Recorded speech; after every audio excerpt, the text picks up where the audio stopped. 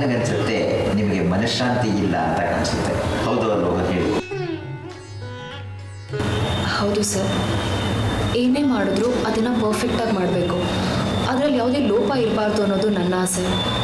ಆದರೆ ಎಲ್ರಿಗೂ ಅದೇ ಲೋಪವಾಗಿ ಕಾಣುತ್ತೆ. ಇರ್ಬೋದು, ಆದರೆ ತುಂಬ ಜನ ತಾವು ಪರ್ಫೆಕ್ಟ್ ಅಂತ ಅಂದ್ಕೊಳ್ತಾರೆ, ಆದರೆ ಅವರು ಪರಿಪೂರ್ಣರಾಗಿರೋದಿಲ್ಲ. ಪರಿಪೂರ್ಣರಾಗಲಿಕ್ಕೆ ನೀವು ಮನಸ್ಸಿನ ಸಿದ್ಧತೆ ಮಾಡ್ಕೊಳ್ಬೇಕಾಗಿ ಬರುತ್ತೆ. ತುಂಬ ಜನರ ಪರಿಪೂರ್ಣತೆ ಅಂದರೆ ಬಾಹ್ಯದಲ್ಲಿ ಮಾತ್ರ, ಆದರೆ ಅಂತರಂಗದಲ್ಲೂ ಕೂಡ ಪರಿಪೂರ್ಣರಾಗಿರ್ಬೇಕು. ನನ್ನ ಪ್ರಕಾರ ನೀವು ಕೂಡ ಪರಿಪೂರ್ಣರಲ್ಲ. ಅದರಿಂದನೇ ನಮಗೆ ಮಕ್ಕಳಾಗಲಿಲ್ಲ ಅಂತೀರಾ? ಮಕ್ಕಳಾಗೋದಕ್ಕೆ ಅದೊಂದೇ ಕಾರಣ ಅಲ್ಲ ಯಶೋಧರೇ, ಬಹಳಷ್ಟು ಕಾರಣಗಳಿರುತ್ತೆ. ಎಲ್ಲ ಬೀಜಕ್ಕೂ ಹೆಮ್ಮರ ಆಗೋ ಶಕ್ತಿ ಇರುತ್ತೆ, ಆದರೆ ಎಲ್ಲ ಬೀಜ ಹೆಮ್ಮರ ಆಗೋದಿಲ್ಲ. ಯಾತಕ್ಕೆಂದರೆ ಅದಕ್ಕೆ ಪೂರಕವಾದ ನೆಲ, ಜಲ, ವಾತಾವರಣ ಯಾವುದೂ ಸಿಕ್ಕಿರೋದಿಲ್ಲ ನೋಡಿ, ಆಗ ಅದು ಹೆಮ್ಮರ ಆಗೋದಿಲ್ಲ. ಡಾಕ್ಟರ್ ಏನು ಹೇಳಿದ್ದಾರೆ? ನೀವು ನಿಮ್ಮ ಯಜಮಾನರು ಇಬ್ಬರು ದೈಹಿಕವಾಗಿ ಎಲ್ಲ ರೀತಿಯಲ್ಲೂ ಸರಿಯಾಗಿದ್ದೀರಾ, ಆದರೂ ಕೂಡ ಮಕ್ಕಳಾಗಲಿಲ್ಲ ಅಂತ ಹೇಳಿದ್ರೆ ಬೇರೆ ಏನೋ ಕಾರಣ ಇರಬೇಕಲ್ವೇ? ವಾಸ್ತುನಲ್ಲಿ ಏನು ಹೇಳುತ್ತೆ ಅಂತ ಹೇಳಿದ್ರೆ ವಸ್ತುರೇವ ವಾಸ್ತು ಅಂತ ಹೇಳುತ್ತೆ. ಅಂದರೆ ಎಲ್ಲ ಒಂದೊಂದು ಕಣಗಳಲ್ಲೂ ಕೂಡ ವಾಸ್ತು ಇರುತ್ತೆ ಅಂತ. ಹಾಗೆ ನಿಮ್ಮ ಮನಸ್ಸಿನ ವಾಸ್ತುವಿನಲ್ಲಿ ಏನಾದರೂ ದೋಷ ಇದ್ದರೂ ಕೂಡ ನಿಮ್ಮ ದೇಹ ಅದಕ್ಕೆ ಪೂರಕವಾಗಿ ಕೆಲಸ ಮಾಡದೇ ಇರಬಹುದು. ನೋಡಿ, ಇದುವರೆಗೆ ದೇಹದ ಎಲ್ಲ ಭಾಗವನ್ನು ಪರೀಕ್ಷೆ ಮಾಡುವಂಥ ಯಂತ್ರಗಳು ಬಂದಿದೆ, ಆದರೆ ಮನಸ್ಸನ್ನು ಪರೀಕ್ಷೆ ಮಾಡುವಂಥ ಯಂತ್ರ, ಮನಸ್ಸಿನ ಒಳಗಡೆ ಏನಿದೆ ಅಂತ ತೋರಿಸೋ ಯಂತ್ರ ಇದುವರೆಗೂ ಬಂದಿಲ್ಲ. ಯಾತಕ್ಕೆ ಅಂತ ಹೇಳಿದ್ರೆ ನಿಮ್ಮ ಮನಸ್ಸು ನಿಮ್ಮದೇನೆ, ರಘುವಿನ ಮನಸ್ಸು ಅವ್ರದ್ದೇನೆ. ಹೌದು ಅಲ್ವ ಹೇಳಿ?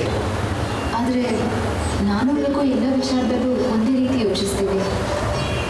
ಹಾಗಾದರೆ ಬಹಳ ಸಂತೋಷ. ನನಗನ್ಸುತ್ತೆ ಒಂದು ಸಲ ನಾನು ನಿಮ್ಮ ಮನೆ ನೋಡಬೇಕಾಗುತ್ತೆ. ನಿಮ್ಮ ಮನೆ ನೋಡಿದೆ ನಾನು ಯಾವ ನಿರ್ಧಾರನೂ ತೆಗೆದುಕೊಳ್ಳೋಕ್ಕಾಗಲ್ಲ. ನಮ್ಮನೆಗೆ ಸರ್? ಹೌದು, ಬನ್ನಿ ಸರ್, ಯಾವಾಗ ಬೇಕಾದರೂ ಬನ್ನಿ. ಆದರೆ ಮನೆ ನೋಡೋದಕ್ಕೂ ಇದಕ್ಕೂ ಏನು ಸರ್ ಸಂಬಂಧ? ನೋಡಿ, ಮನುಷ್ಯನಿಗೆ ದೇಹ, ಮನಸ್ಸು, ಪ್ರಾಣ ಇರೋ ತರಹನೇ ಕಟ್ಟಡದಲ್ಲೂ ಕೂಡ ಒಂದು ಜೀವ ಇರುತ್ತೆ. ಅದು ಮನುಷ್ಯನ ಮನಸ್ಸಿನ ಮೇಲೆ ಪರಿಣಾಮ ಬೀರುತ್ತೆ. ನಾನು ಹೇಳೋದು ನಿಮಗೆ ಅರ್ಥ ಆಗೋದಿಲ್ಲ. ಯಾವುದೇ ಒಂದು ಕಾರ್ಯಕ್ರಮ ಯಶಸ್ವಿ ಆಗಲಿಕ್ಕೆ ಒಂದು ಉದಾಹರಣೆ ಕೊಡ್ತೀನಿ ನೋಡಿ. ಒಂದು ಸಂಗೀತ ಕಚೇರಿ ಅಂತ ಅಂದ್ಕೊಳ್ಳೋಣ. ಸಂಗೀತ ಕಚೇರಿಯಲ್ಲಿ ಒಬ್ಬ ಘನ ವಿದ್ವಾಂಸ, ದೊಡ್ಡ ಸಂಗೀತ ವಿದ್ವಾಂಸ, ಅವನು ಹಾಡೋದು ಒಂದು ಭವನದಲ್ಲಿ. ಅದನ್ನು ಕೇಳಲಿಕ್ಕೆ ಒಬ್ಬರು ಶ್ರೋತೃಗಳಿರ್ತಾರೆ, ಒಂದಷ್ಟು ಜನ ಅಂತ ಅಂದ್ಕೊಂಡ್ರೆ ಆ ಸಂಗೀತ ಕಾರ್ಯಕ್ರಮ ಯಶಸ್ವಿ ಆಗೋದು ಕೇವಲ ಸಂಗೀತಗಾರನ ಮೇಲೆ ಮಾತ್ರ ಅವಲಂಬಿತವಾಗಿರೋದಿಲ್ಲ. ಕೇಳೋರು ಕೂಡ ಅಷ್ಟೇ ಉತ್ಸುಕರಾಗಿರ್ಬೇಕು. ಸಂಗೀತಗಾರ ಚೆನ್ನಾಗಿ ಹಾಡ್ತಾನೆ, ಕೇಳೋರು ಕೂಡ ಉತ್ಸುಕರಾಗಿದ್ದಾರೆ, ಆದರೂ ಕೂಡ ಕೆಲವು ಸಂದರ್ಭದಲ್ಲಿ ಸಂಗೀತ ಕಾರ್ಯಕ್ರಮ ಯಶಸ್ವಿ ಆಗೋದಿಲ್ಲ. ಯಾಕಂದ್ರೆ ಭವನನೇ ಚೆನ್ನಾಗಿಲ್ಲ. ಅಲ್ಲಿ ಅಕಾಸ್ಟಿಕ್ಸ್ ಅಲ್ಲಿ ಇವನೇನಾದ್ರು ಸಾ ಅಂತ ಸ ಸ ಸ ಅಂತ ಅದು ಬಂತು ಅಂತ ಹೇಳಿದ್ರೆ ಕೇಳೋರಿಗೆ ಕರ್ಕಸವಾಗುತ್ತೆ. ಆದ್ರಿಂದ ಆ ಸಂಗೀತ ಕಾರ್ಯಕ್ರಮ ಯಶಸ್ವಿ ಆಗೋದಕ್ಕೆ ಸಂಗೀತಗಾರ, ಆ ಒಂದು ಶ್ರೋತೃ, ಆ ಭವನ ಮೂರೂ ಮುಖ್ಯವಾಗುತ್ತೆ. ಅದೇ ತರಹ ನಿಮಗೆ ಮಕ್ಕಳಾಗೋದಕ್ಕೆ ಕೇವಲ ನಿಮ್ಮ ದೇಹ ಮಾತ್ರ ಮುಖ್ಯ ಅಲ್ಲ, ನಿಮ್ಮ ಮನಸ್ಸು ಮಾತ್ರ ಮುಖ್ಯ ಅಲ್ಲ, ನಿಮ್ಮ ಕಟ್ಟಡದಿಂದ ಬರುತ್ತಲ್ಲ ಆ ಒಂದು ಶಕ್ತಿ, ಅದು ಕೂಡ ನಿಮ್ಮ ಮನಸ್ಸಿನ ಮೇಲೆ, ದೇಹದ ಮೇಲೆ ಪರಿಣಾಮ ಬೀರುತ್ತೆ. ಆದ ಕಾರಣ ಹೇಳಿದ್ದು, ನಿಮ್ಮ ಕಟ್ಟಡದ ಶಕ್ತಿ ಏನಿದೆ ಅಂತ ಮೊದಲಿಗೆ ಒಂದು ಸಲ ಪರೀಕ್ಷೆ ಮಾಡೋಣ. ಹೇಳಿ ಸರ್, ನೀವು ಯಾವಾಗ ಬರ್ತೀರಿ? ಶುಕ್ರವಾರ ಒಳ್ಳೆ ದಿನ ಇದೆ, ಅವತ್ತು ಬರ್ತೀನಿ. ಆಗಬಹುದೇ? ಓಕೆ. ಈ ಬಾಡಿಗೆ ತಾಯಿ ಬಗ್ಗೆ ಸಾಕಷ್ಟು ಡೀಟೇಲ್ಸ್ ಸಿಗ್ತಾ ಇಲ್ಲ ಅಪ್ಪು. ನಾನು ಹುಡುಕ್ತಾನೇ ಇದ್ದೀನಿ. ನೀವು ಹೇಳ್ದಂಗೆ ನರ್ಸಿಂಗ್ ಹೋಮ್ಗಳನ್ನ ಕಾಂಟ್ಯಾಕ್ಟ್ ಮಾಡಿ ನೋಡಿದೆ, ಆದರೆ ಅವ್ರು ಯಾರು ಕ್ಲಿಯರಾಗಿ ಏನೂ ಹೇಳ್ತಾ ಇಲ್ಲ. ಸಿಗರೆಟ್ ಬಿಸ್ನೆಸ್ ಅಲ್ವಾ, ಗೌಪ್ಯತೆ ಕಾಪಾಡೋದು ನಮ್ಮ ಕರ್ತವ್ಯ ಅಂತ ಹೇಳ್ತಾರೆ. ಹಾಗೂ ಒಂದಿಬ್ಬರು ಡಾಕ್ಟರ್ಸ್ ಹತ್ರ ನಾನು ಪರ್ಸ್ನಲ್ಲಾಗೆ ಮಾತಾಡಿದೆ. ಅವರು ಒಂಥರ ಒಂದು ಐಡಿಯಾ ಕೊಟ್ಟಿದ್ದಾರೆ, ಆದರೆ ಅಷ್ಟೇ ಸಾಕಾಗಲ್ಲ ಬಿಡಿ. ನಾವು ಒಂದು ಡೀಟೇಲ್ ರಿಪೋರ್ಟ್ ರೆಡಿ ಮಾಡಬೇಕು ಅಂದರೆ ನಮಗೆ ಸ್ಪೆಸಿಫಿಕ್ ಕೇಸಸ್ ಬೇಕಾಗುತ್ತೆ. ಬಿಡು, ಈ ವಾರದಲ್ಲೇ ಒಂದು ಔಟ್ಲೈನ್ ಸಿಗುತ್ತೆ, ನಾನು ಮಾಡ್ತೀನಿ. ಆದರೆ ನನ್ನ ಸಂಸಾರದ ಫ್ರೇಮು ಕಳಿಸ್ಕೊಳ್ತಾ ಇದೆ ಗುರು. ಮನೆಯಲ್ಲಿ ಇನ್ನೂ ಅಷ್ಟು ನೆಮ್ಮದಿ ಕೆಡಿಸುವಂಥ ಪ್ರಸಂಗಗಳು ನಡೀತಾ ಇದೆ. ನಮ್ಮ ಲೆಕ್ಚರರ್ ಮೇಲೆ ಹಲ್ಲೆ ಆಧಾರದಿಂದ ಅವ್ರ ಮನಸ್ಸಿನ ತುಂಬ ಅನುಮಾನದ ಬೆಂಕಿನೇ. ಕಷ್ಟ. ಹೀಗಾದರೆ ಫ್ಯಾಮಿಲಿ ಲೈಫು ಬಹಳ ಕಷ್ಟ. ನಿನಗೆ ಕೆಲಸ ಕೊಟ್ಟಿದ್ದೇ ನನ್ನ ತಪ್ಪಾಯ್ತು ಅನ್ಸುತ್ತೆ. ಹಾಗೆ ಯಾಕಂತೀಯ ಗುರು? ಆಗ ಕೆಲಸ ಇರಲಿಲ್ಲ, ಕಷ್ಟ ಆಯಿತು. ಈಗ ಕಷ್ಟ ಇದ್ದರೂ ನನಗೊಂದು ಕೆಲಸ ಅಂತಿದೆ. ಕಡೆ ಪಕ್ಷ ಆಫೀಸ್ನಲ್ಲಾದರೂ ನನ್ನ ಮನಸ್ಸನ್ನ ಕೆಲಸದಲ್ಲಿ ತೊಡಗಿಸ್ಕೋಬಹುದು. ಕಾನ್ಸಂಟ್ರೇಟ್ ಮಾಡೋಕ್ಕಾಗ್ತಾ ಇಲ್ಲ ಗುರು. ಕಲ್ಲಿಟ್ಟು ಬೀಳ್ತಾ ಇದೆ.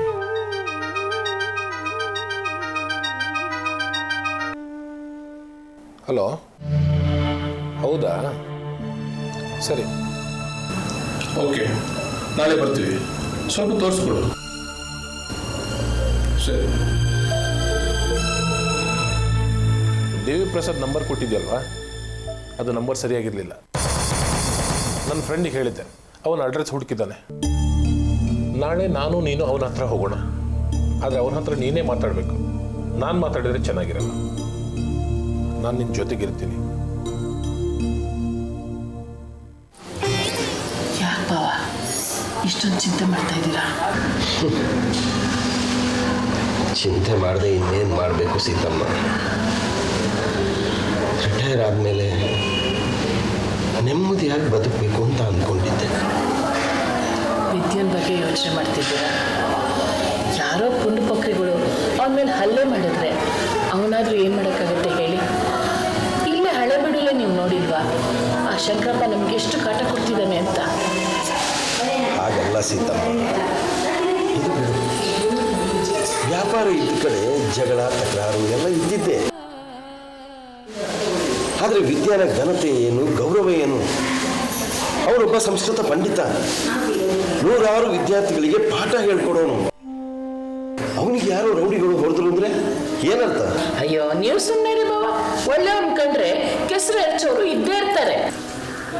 ಇಲ್ಲ ಸೀತಮ್ಮ, ಇದು ಬಿಳಿ ಗೋಡೆ ಮೇಲೆ ಹಾರಿರೋ ಕೆಸರಲ್ಲ. ವಿದ್ಯೆ ಈಗಾಗಲೇ ಕೆಸರು ಗುಂಡಿಲಿ ಮುಳುಗ್ತಾ ಇದ್ದಾನೆ. ನನಗೆ ಯಾಕೋ ಹಾಗನ್ನಿಸ್ತಾ ಇದೆ. ವಿದ್ಯೆನ ಬಗ್ಗೆ ನೀವು ಹಾಗೆಲ್ಲ ಹೇಳಬೇಡಿ ಭಾವ. ಅವನು ಇಲ್ದಲೇ ಇದ್ದಿದ್ರೆ ನನ್ನ ಮಕ್ಕಳು ಈ ಮಟ್ಟಕ್ಕೆ ಬರೋಕ್ಕೆ ಆಗ್ತಿತ್ತಾ? ದೇವಕಿಗೆ ನಿವಿಗೆ ದಾರಿ ತೋರಿಸಿದವನು ಅವನೇ ತಾನೆ. ಸುಮತಿಯನ್ನು ಅಲ್ಲಿ ಹೋದ್ಮೇಲೆ ತಾನೇ ಸರಿ ದಾರಿಗೆ ಬಂದಿದ್ದು. ಆದರೆ ಅವನ ಸಂಸಾರ ಹಾಳಾಗ್ತಾ ಇದೆ. ನನಗದು ಒಂದೇ ದಿನಕ್ಕೆ ಅರ್ಥ ಆಯಿತು. ಪಾಪ, ಆ ಪದ್ಮ ಎಷ್ಟು ಅಂತ ಹೆಣಗ್ತಾಳೆ ಹೇಳು? ಪದ್ಮ ಒಳ್ಳೆ ಹುಡುಗಿನೇ. ಹಾಗಂತ ವಿದ್ಯೆನ ಮೇಲೆ ನೀವು ಸಂಶಯ ಪಡಬೇಡಿ. ಛೇ, ಇಲ್ಲಿ ಸಂಶಯದ ಪ್ರಶ್ನೆನೇ ಇಲ್ಲ ಸೀತಮ್ಮ. ತಂಗಿಯರಿಗೆ ಸಹಾಯ ಮಾಡಿದ್ದೀನಿ ಅನ್ನೋ ಅಹಂಕಾರನೇ ಅವನ ಸಂಸಾರನ ಹಾಳು ಮಾಡ್ತಾ ಇರೋದು. ಅವನ ಸಂಸಾರದಲ್ಲಿ ಏನಿದೆ ಹೇಳು? ಪ್ರೀತಿ, ವಿಶ್ವಾಸ, ಸಹಕಾರ ಅನ್ನೋದು ಇದೆಯಾ? ಇವನು ನೆಟ್ಟಗಿದ್ದಿದ್ರೆ ಆ ಪದ್ಮ ಕೆಲಸಕ್ಕೆ ಹೋಗೋ ಅಗತ್ಯ ಇತ್ತ? ಅದೇನೋ ಸರಿ, ಆದರೆ ಪೇಟೆಯಲ್ಲಿ ಜೀವನ ನಡಿಬೇಕಲ್ಲ ಭಾವ. ಹೋಗ್ಲಿ, ಹಣದ ತಾಪತ್ರೆ ಇದೆ ಅಂತ ಇಟ್ಕೋ. ಆದರೆ ಹೆಂಡತಿ ಮೇಲೆ ಪ್ರೀತಿ ತೋರ್ಸೋಕೆ ಏನಾಗಿದೆ ಇವನಿಗೆ? ಯಾವಾಗ ನೋಡಿದ್ರು ಮನೆಯಲ್ಲಿ ನಾಟಕ, ಹರಿಕತೆ, ಒಡ್ಡೋಲಗ ಅಂತ ಮನೆ ನೆಮ್ಮದಿನ ಯಾಕೆ ಕೆಡಿಸ್ಬೇಕು?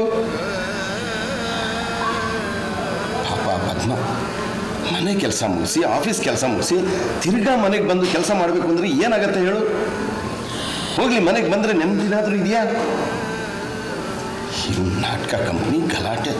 ಛೇ, ನೀವು ಅವನು ಬುದ್ಧಿ ಹೇಳ್ಬಾರ್ದಾ? ಅವನು ಪಂಡಿತ, ಸಂಸ್ಕೃತ ಪಂಡಿತ, ನಾನು ಪೇದೆ. ನಾನು ಬುದ್ಧಿ ಹೇಳಿದರೆ ನಾಟಕ ಅವನಿಗೆ. ಆದರೂ ಹೇಳಿದ್ದೀನಿ, ಪದ್ಮನ ಹೊಟ್ಟೆ ಉರಿಸ್ಬೇಡ ಅಂತ. ನಮ್ಗಿರೋನ್ ವಿದ್ಯೆ ಒಬ್ಬನೇ. ಅವನ ಸಂಸಾರನೇ ಹಾಳಾಗ್ತಿದೆ ಅಂದರೆ ನಮ್ಮ ಗತಿ ಏನು ಭಾವ? ಮೊನ್ನೆ ಬಂದ ದಿನಾನೇ ನಿಮಗೆಲ್ಲ ಹೇಳೋಣ ಅಂತ ಅಂದ್ಕೊಂಡಿದ್ದೆ, ಆದರೆ ಬಾಯಿ ಬರಲಿಲ್ಲ. ನನ್ನ ಮಗನ ಪುರಾಣದ ಬಗ್ಗೆ ನಾನೇ ಏನು ಹೇಳಲಿ ಅಂತ. ಎಷ್ಟು ದಿವಸ ನನ್ನ ಮಗ ಹಾಗೆ ಹೀಗೆ ಅಂತ ಎದೆ ತಟ್ಟಿ ಹೇಳ್ಕೊಳ್ತಾ ಇದ್ದೆ. ಆದರೆ ಮೊನ್ನೆಯಿಂದ ನಾಲ್ಗೆನೆ ಬಿದ್ದು ಹೋಗಿದೆ. ಹೀಗಾದರೂ ಅವನು ತಿದ್ಕೊಂಡ್ರೆ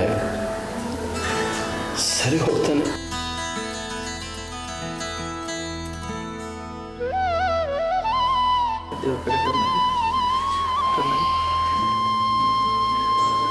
ಇಲ್ದಿದ್ರೆ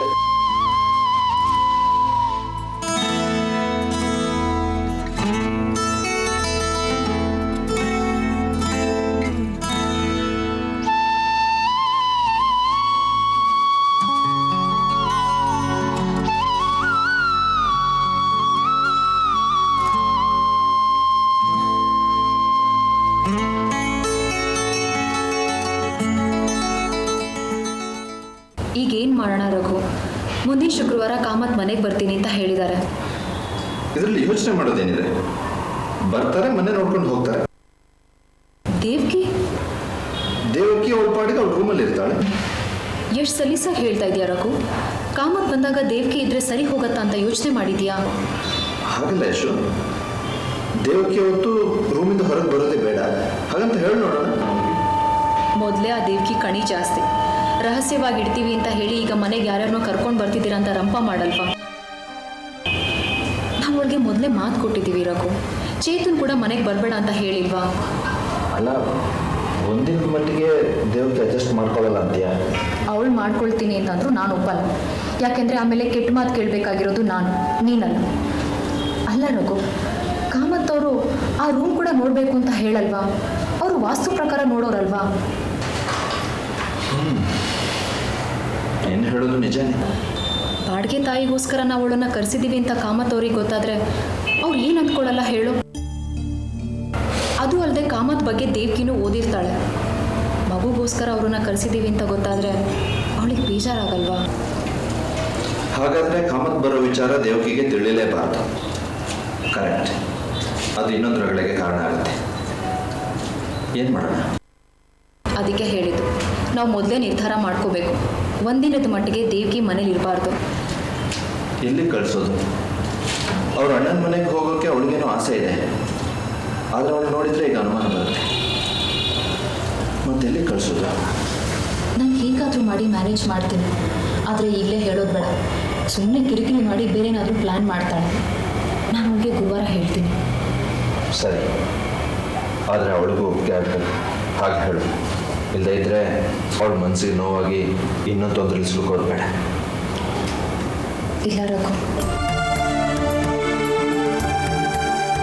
ಅವಳು ಕೊಟ್ಟಿರೋ ಏಟ್ನಿಂದ ಸರಿಯಾದ ಪಾಠನೇ ಕಲ್ತಿದ್ದೀನಿ. ಮತ್ತೆ ಅದು ತಪ್ಪು ಮಾಡಲ್ಲ.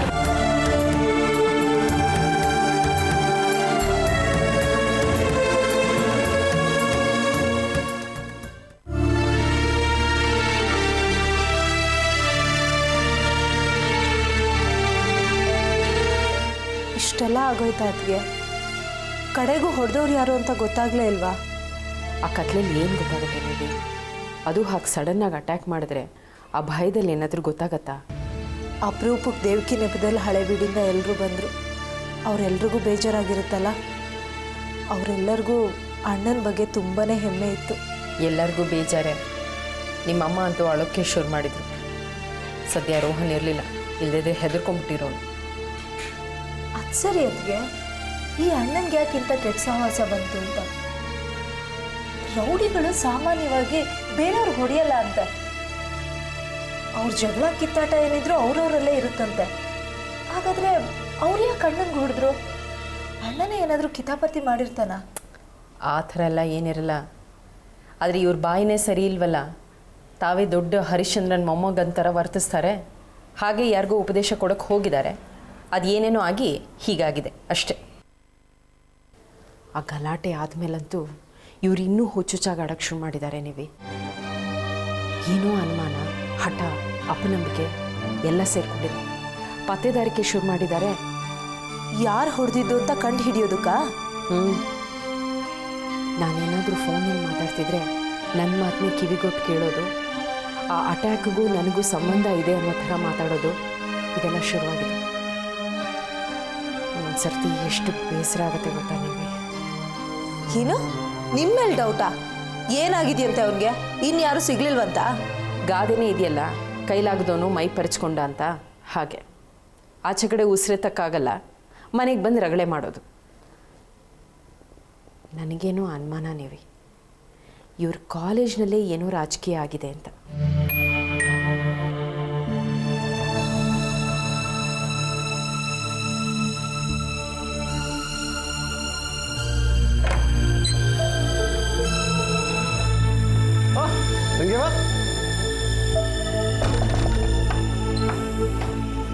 ಎಷ್ಟೊತ್ತಿಗೆ ಬಂದೆ?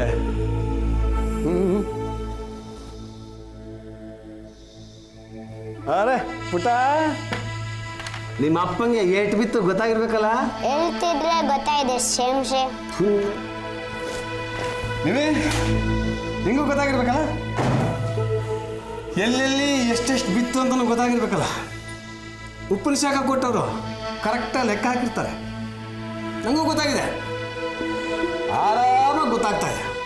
ಇಷ್ಟರಲ್ಲೇ ಬಣ್ಣ ಬದಲಾಗುತ್ತೆ, ಸಾಕ್ಷಿ ಸಮೇತ ಸಿಕ್ಬಿಡ್ತಾರೆ. ಹೊಡೆದವ್ರು ಸಿಕ್ಬಿಟ್ರ ಅಣ್ಣ? ಮತ್ತೆ ನಮ್ಮ ಹುಡುಗರೇನು ಸುಮ್ಮನೆ ಬಿಟ್ಬಿಡ್ತಾರ? ಕಣ್ಣು ಹಿಡ್ದೇ ಬಿಟ್ರು. ಯಾರೋ ಕರಾವಳಿ ಕಡೆಯವರು ಅಂತ. ಅಂದ್ರೆ ಮಂಗಳೂರು, ಉಡುಪಿ ಆ ಸೈಡ್ ಅವರಾ? ಆ ಕಡೆನೇ ಮಂಗಳೂರು, ಉಡುಪಿ, ಕುಂದಾಪುರ, ಕಾರ್ಕಳ. ಅಲ್ಲ ಅಣ್ಣ, ನಿನಗೆ ಹೊಡೆಯೋದಕ್ಕೆ ಅಲ್ಲಿಂದ ಇಲ್ಲಿಗೆ ಬಂದಿದ್ರಾ? ನೋ, ಇದನ್ನ ನಾನು ನಂಬಲ್ಲ ಬಿಡು. ಅಯ್ಯ, ನಿನಗೆ ಏನು ಗೊತ್ತು? ನಿನಗೆ ರೌಡಿಗಳು ಅಂದ್ರೆ ಏನು ಅನ್ಕೊಂಡಿದ್ಯಾ? ಅವ್ರ ಕನೆಕ್ಷನ್ ಎಲ್ಲಿಂದ ಎಲ್ಲಿಗಿರುತ್ತೆ ಅಂತ ಹೇಳೋಕ್ಕೆ ಆಗಲ್ಲ. ದುಬೈಲಿರೋರು ಬನಶಂಕರಲ್ಲಿರೋರನ್ನ ಮರ್ಡರ್ ಮಾಡಿಸಲ್ವಾ? ಸುಪಾರಿ ಕೊಟ್ಟಿರ್ತಾರೆ. ಅಲ್ಲ ಅಣ್ಣ, ನಿನ್ನನ್ನು ಹೊಡೆಯೋದ್ರಿಂದ ಅವ್ರಿಗೇನು ಲಾಭ? ಯಾರಿಗೆ ಗೊತ್ತು? ಆಮೇಲೆ ಲಾಭನೇ ಯಾಕಾಗಿರ್ಬೇಕು? ಪರ್ಸನಲ್ ದ್ವೇಷ ಏನಾದರೂ ಇದ್ರೂ ಇರ್ಬೋದಲ್ವಾ? ಬೆಳಗ್ಗೆ ಏನಾಯ್ತು ಗೊತ್ತಾ? ಅಲ್ಲ, ಸಾಯಂಕಾಲ ಏನಾಯ್ತು ಗೊತ್ತಾ? ಗಾಂಧಿ ಬಜಾರದಲ್ಲಿ ನಡ್ಕೊಂಡು ಬರ್ತಾ ಇದ್ದೆ. ಗಿಣಿಶಾಸ್ತ್ರ ಹೇಳೋನು ಕೂತ್ಕೊಂಡಿದ್ದಾನೆ. ನಾನು ಮುಖ ನೋಡ್ತಿದ್ದಂಗೆ, ಮಾತಿಲ್ಲ ಕತೆ ಇಲ್ಲಪ್ಪ, ಸುಮ್ಮನೆ ಮುಖ ನೋಡ್ತಿದ್ದಂಗೆ, ಏನು ಸ್ವಾಮಿ ಟೆನ್ಷನ್ನ, ಪ್ರಶ್ನೆ ನೋಡಿಸು ಅಂದ. 10 ರೂಪಾಯಿಗೆ 3 ಪ್ರಶ್ನೆ. ಪ್ರಶ್ನೆ ನೋಡಿಸು ಸ್ವಾಮಿ, ಇಡೀ ನಮ್ಮ ಉತ್ತರ ಹೇಳ್ತಾನೆ ಅಂತಂದ. ನಾನು ಮೊದಲನೇ ಪ್ರಶ್ನೆ ಸುಮ್ಮನೆ ಹಿಂಗೆ ಯೋಚನೆ ಮಾಡ್ತಿದ್ದೆ. ಅಷ್ಟರಲ್ಲಿ ಗಿಣಿರಾಮ ರಬಕ್ ಅಂತ ಕೆ ಕಾರ್ಡ್ ತೆಗೆದುಬಿಟ್ಟ. ಯಾವ್ದಲ್ಲ ಕೆ ಕೆ ಕೆ ಅಲ್ಲಿಗೆ ನನ್ನ ಅನುಮಾನ ನಿಜ ಆಗಿ ಆಯಿತು. ಕೆ ಕರಾವಳಿ ಕಾರ್ಕಳ.